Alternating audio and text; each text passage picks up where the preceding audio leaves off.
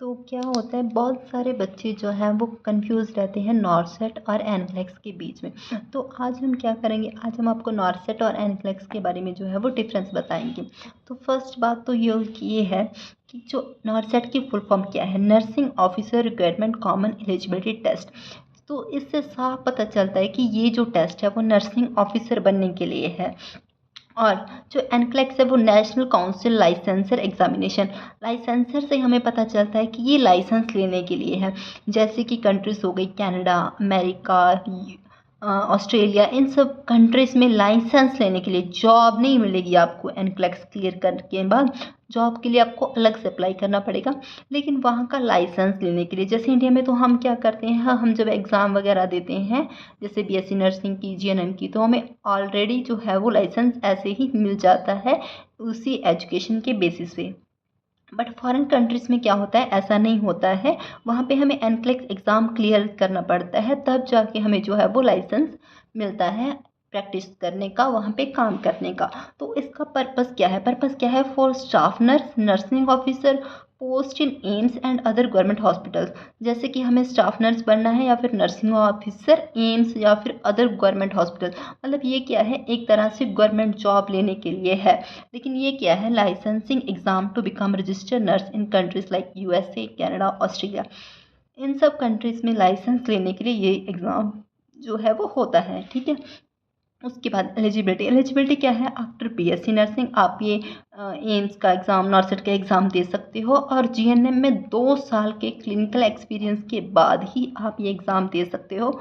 Only GNM की basis पे आप ये एग्ज़ाम जो है वो नहीं दे सकते हो, ठीक है। लेकिन बीएससी के बाद, हाँ, बीएससी के बाद आप दे सकते हो बिना किसी एक्सपीरियंस के। लेकिन अगर जीएनएम के बाद देना है तो 2 साल की क्लिनिकल एक्सपीरियंस के बाद ही हम जो है वो दे सकते हैं। इसमें क्या है, बीएससी नर्सिंग हमारी की होनी चाहिए, एलिजिबिलिटी बीएससी नर्सिंग होनी चाहिए।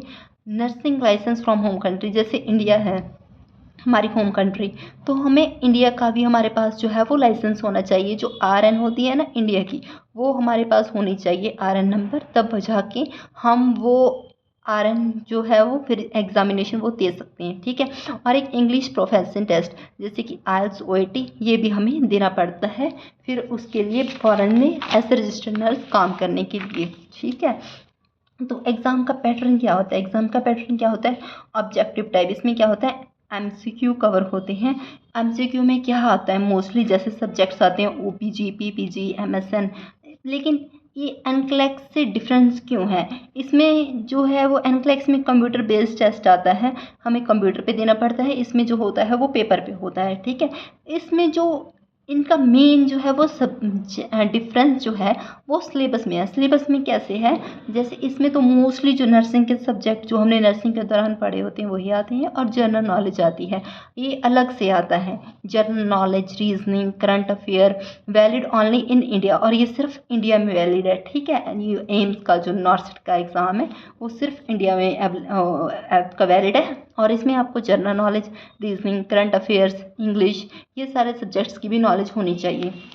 लेकिन एनक्लेक्स में क्या है, ये clinical decision making, mostly question आते हैं डिसीजन मेकिंग पे, कि अगर पेशेंट को ये हो गया तो आप क्या करोगे, आपकी नर्सिंग केयर क्या होगी, वही पेशेंट केयर की। वही अगर किस पेशेंट को गलत मेडिकेशन चली गई तो आप क्या करोगे, प्रायोरिटाइजेशन मतलब सबसे पहले क्या करोगे।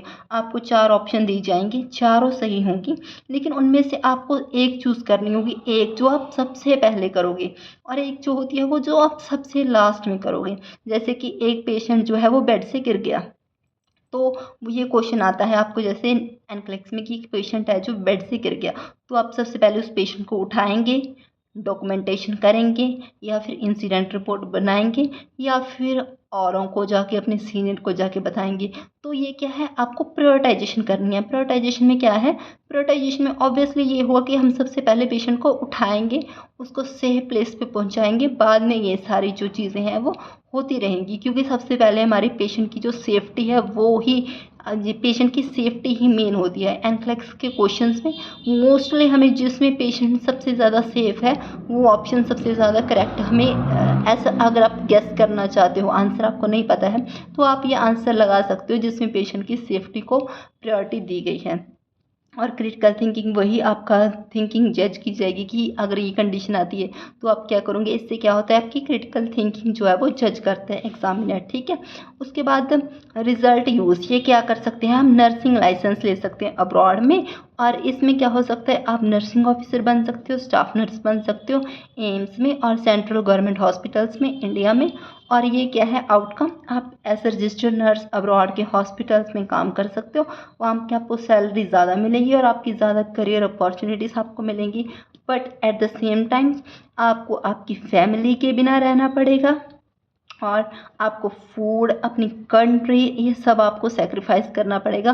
और अगर आप ज़्यादा कमा भी रहे हो, सैलरी हाई भी है, तो एक्सपेंडिचर भी हाई ही होते हैं फॉरेन कंट्रीज़ के। वहाँ पे रेंट भी ज़्यादा होता है, खाने पीने का भी ज़्यादा होता है। तो ये मैं आपको कुछ एक रेकमेंड नहीं कर सकती कि आप नॉर्सेट करो या फिर आप एनक्लेक्स हो, जो भी आपका मन करे। अगर आपको जाना ही है, जाना फ़ॉरेन, तो आप एनक्लेक्स करिए। अगर आपको लगता है कि नहीं इंडिया में ठीक है तो आप इंडिया करिए। लेकिन मेरे ख्याल से ज़्यादा सैलरी के लालच में नहीं जाना चाहिए, क्योंकि खर्चा भी उतना ही हो जाता है। वही आप यहाँ पे भी इन हॉस्पिटल्स की भी अच्छी खासी पेमेंट है, इनमें भी आप 1 लाख ही मतलब अपना सेव कर पाओगे। तो इनमें भी आपकी 1 लाख सैलरी है, तो आप उसी से अपना कमा सकते हो और कोई साइड बिजनेस अपना ओपन कर सकते हो, अगर आप सिर्फ पैसे के लिए जा रहे हो। लेकिन अगर आपको है कि फॉरेन कंट्री एक्सप्लोर करनी है, तो ठीक है, आप एनक्लेक्स दे सकते हो, वो आपकी पर्सनल चॉइस है, इसमें हम कुछ नहीं बोल सकते। लेकिन हम आपको जो है, जो डिफरेंस जो है इन दोनों चीज़ों में, वो हम आपको बता देते हैं। आप अगर स्क्रीनशॉट लेना चाहो वो भी ले सकते हो। एंड अगर आपको कोई भी क्वेश्चन है तो हम लास्ट में अपनी जो है वो इंस्टाग्राम आईडी ज़रूर मेंशन करते हैं। अगर आपको किसी भी बुक की हेल्प चाहिए या फिर कुछ भी चाहिए, तो वो आप हमसे कांटेक्ट कर सकते हो, ठीक है। Let me find, sorry, please don't forget to subscribe, because अगर आप सब्सक्राइब करते हो तो हमें मोटिवेशन मिलता है, हम और ज़्यादा वीडियोस बनाते हैं और आपकी और ज़्यादा हेल्प कर पाएंगे। और अगर आपको कोई भी क्वेरी है तो मनी_मनी 1947 और NCLEX notes 2025 open book profile जो है वो डीपी पे हमने रखी है। और पंजाब आर्यन जो है वो बायो में रिटन है, वहाँ पे जाके आप हमें कांटेक्ट कर सकते हो। आपको किसी भी बुक का लिंक चाहिए वो भी हम आपको अवेलेबल करवा देंगे। आपको कोई भी हेल्प चाहिए आप हमें कांटेक्ट कर सकते हो। But please don't forget to subscribe, as इससे हमें क्या मिलता है, मोटिवेशन, ताकि हम आपके लिए और वीडियोस बनाएं। Thank you.